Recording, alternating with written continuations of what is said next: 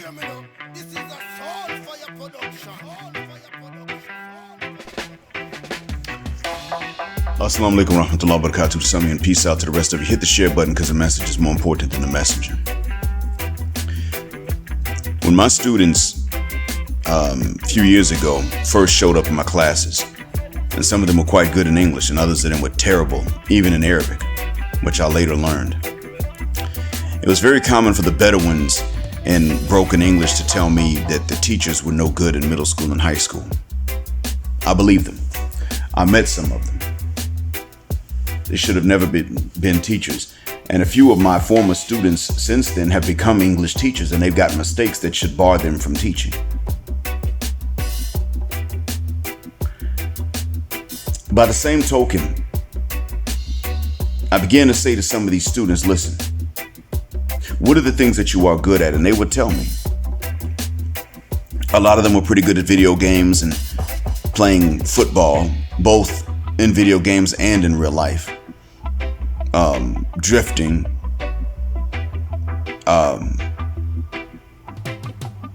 They were good at these things. When it came down to just saying a few things in English, the Bedouins are very stubborn, especially Bedouin males. They learn a mistake, they will repeat that until judgment day. You teach them a correction and they will not repeat it. I've had to tell them multiple times that you are not psychologically cut out for this, and that it is the culture that is stopping you from learning correct English. It is your Bedouiyah. It's not genetically because you're an Arab. I don't even believe in Arab DNA, but it's the culture, the Bedouinism, that's that mindset. Because you think that it's shameful to make a mistake when you're learning something as a beginner in front of somebody else who probably doesn't know as much as you do. But if they laugh at you, it's the end of your world. You would rather die fighting against the Israeli army, hopelessly getting shot to death, than you would to simply say something in English and have another Bedouin laugh at you. It's like that with us too, though, let's be honest. It's the same thing. We'd rather take penitentiary and cemetery chances than to have somebody laugh at us because of our academic achievements. Well, we were like that. I think this new generation of young black men is different. My son, Dr. Tiger Hassan Johnson's son, BGS's grandson. I think they're different, but we know how we were coming up.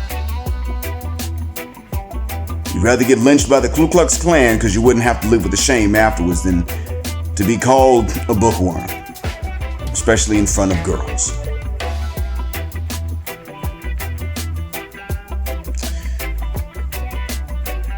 But what I want to say is that I realized that the Bedouins didn't have any teachers for drifting. They didn't have teachers for video games. They didn't have teachers for football. No one taught them these things. They were allowed to learn. And even when they were beginning in football, people laughed at them. But they did it anyway and they didn't give up. But when it came to learning another language, forget English if they didn't like it, any other language. When it came to that, then all of a sudden, they would give me these excuses. The teacher is no good. They didn't lie when they gave me the excuse. They told the truth for an invalid, untrue reason. They would be standing right next to students who had managed with the same teachers in middle and high school to learn English even beyond that which was required by the programs in which I was required to work. They were there for the formality. They didn't really need the courses. They were just there for the formality to prove that they had learned English. And they would be in the same classes with me, having had the same teachers. The difference is that one would take the initiative to learn what was going to help them in the future, and the other one was not going to do it because they couldn't stand being laughed at by some other Bedouins. an anti-educational culture. Now I'm going somewhere with this. If you look at today's sisters, what has happened? They say, especially the ones that are older now when they're crying, well, nobody told me and no one taught me. And okay, that might be true, that may not be true. But Shahrazad Ali did try. What did you say back then? Well, I was in middle school. I don't feel a guck. What did you say? Because you knew right from wrong, morally speaking. What did you say? See, people my age knew when we were growing up that the culture was toxic. We didn't call it toxic back then. But by the time we were in 7th grade, we knew the culture was toxic. We just didn't use that word, but we still knew morally that certain things were wrong with our culture. We didn't want to have a cultural revolution, and so people even my age were against Shahrazad Ali. I was against the notion of violence. Not anymore.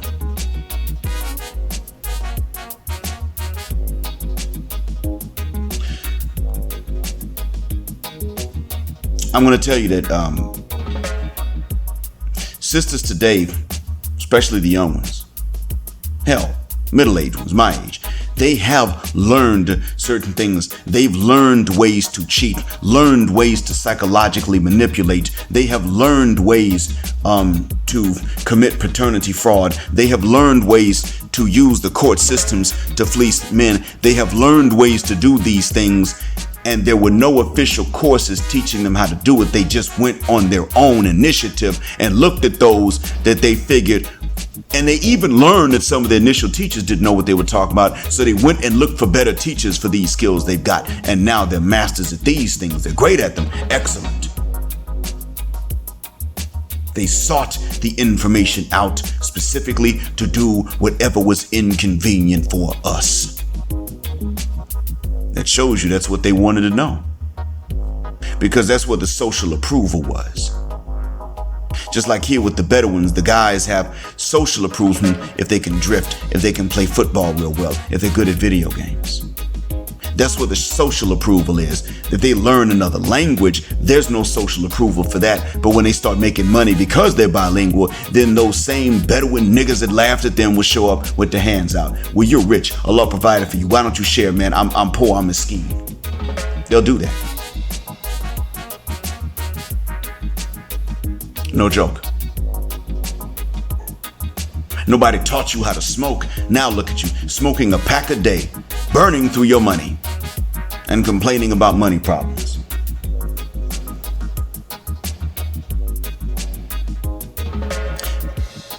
I do accept that a lot of information has been kept from us, but we black men have a much more valid excuse for not knowing the things we did not know when I was growing up, because that information was systemically kept from us. And when I say systemically, I'm talking about according to the system of the gynocracy.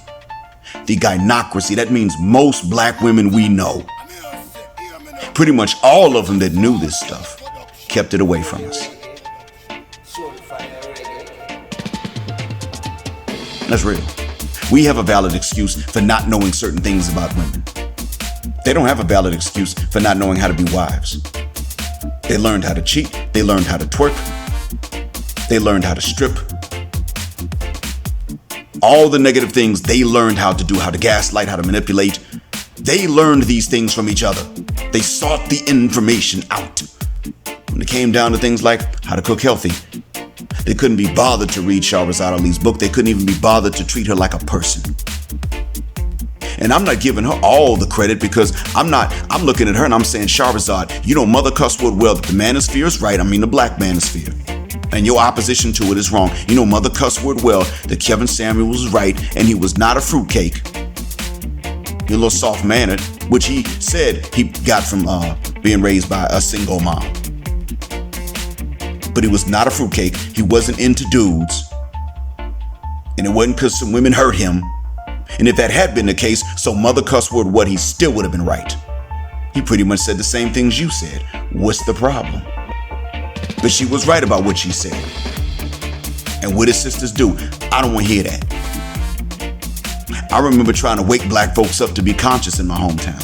I don't want to hear that. How about you fit the gunk out my face with that sure bit? You don't want to hear it? Well, now we need it. And some of these same sisters are sitting talking about something, well, we didn't know. Yes, you did. If you didn't know, it's because you knew the info was there and you chose not to learn that info because that's not what you wanted to learn, because that's not what you wanted to be. That's not what you wanted to become. That's not whom you wanted to become. You wanted to be a twerking, cheating, paternity fraud committing thought. You wanted to have Future's baby and keep Russell Wilson's on the back burner to come and save you later. And the Russell Wilson that's, playing football now, he's different from the rest of us, of course, just like Sierra's different. But the way that these folks think that they are just like us is what they were looking for, what these sisters were looking for. Now, I'm of the mindset, speaking of those two, I'm of the mindset that Russell is trying to make money off of Sierra. He's trying, but that he's still a simp. He's simping, but he's still trying to financially benefit from being a simp. Buying her masters and then giving it to her. What? Let her buy her own masters.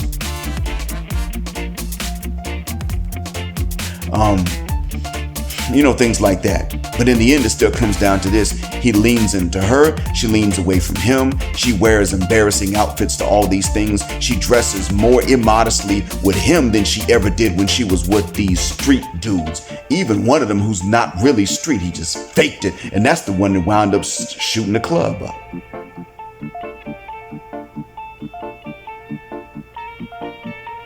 They got the nerve to talk about, yeah, man, I still smash CC. I don't know if it's true or not, but by the way she's dressing, I'm starting to wonder if it is.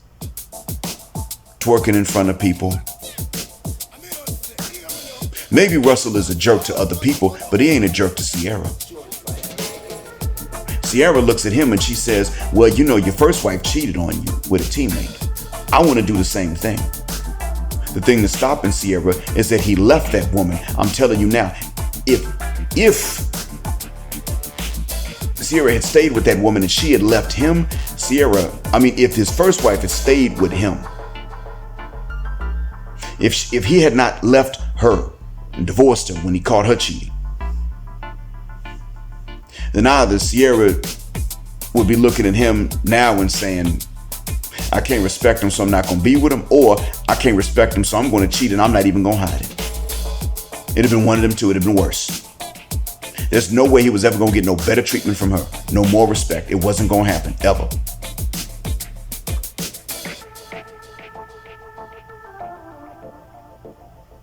So when Cam Newton asked Brittany Renner what relationship she thought was a model, and she said Russell Wilson and Sierra, I knew at that point, I knew that she was the enemy of men. She's an enemy. And she'll sit up and tell you about certain things she didn't know. And guess what? She chose not to go the route to learn these things. She ran from where that information was. People are trying, they're making the conscious effort to learn to be what they want to be. They're seeking it out. Doesn't take a class. They learn how to suck a golf ball through a water hose and twerk and strip and drain certain dudes' nuts. They just don't want to do that for husband material. Just like my Bedouins, my former students, and some current ones too, will go through great lengths to learn video games, FIFA, how to play football, how to drift. Won't pay a dime or spend a half hour to learn how to make English easy. And I know, because when I teach English, my specialty is actually making it easy. When I teach English, I don't just say, well, look, this is hard, but do it anyway. I say, listen, this is a way to make this part easy. It's not hard anymore, is it? Nope. And I still got students learned nothing before, and now I make it easy. And it's like, huh? I got one student, I'm about to tell the administration to kick this kid out. Because every time I say something, he answers, he makes excuses for students that are doing worse than him. And his English is terrible and he's not making any improvements. And he can use English, but it's so mistaken, and he's never improving. I've told him, listen, kid, one thing you got to learn is to stop using the verb be in front of other verbs and start using it in front of adjectives, nouns, and prepositions. Count ing verbs as adjectives, like sitting, studying. You use the verb be in front of them, and you don't use it in front of a base form verb. Don't say, I am not understand, dummy. Don't say he is understand and then turn around and say she angry. No, dummy, you're supposed to use the verb be in this case and not in that. You're doing the opposite. He keeps on doing it. He keeps on doing it the opposite way. And I told my students, like I'm telling you about the Western sister, I don't blame them for what someone else taught them, even when it's wrong. I blame them for not making the same effort to learn what's right that they made to learn what is wrong. That's why I blame them. I blame them when the information became available to them and they still chose to go the wrong way. Kept repeating the same mistakes, kept demanding different results.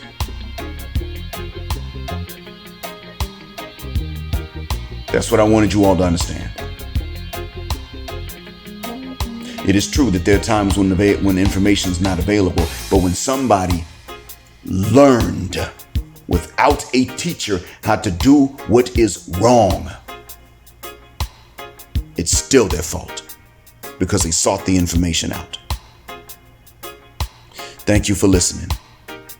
Black heart, black mind, blackout, assalamu alaikum, and black heterosexual, non-select, male power just because they don't like it in black patriarchy till extinction of judgment day. Thanks again for flying with me on Jet Black Airways, where jet black is also a verb. Keep jetting black with me till the wings and the wheels fall off this mother cuss word. Justice forever.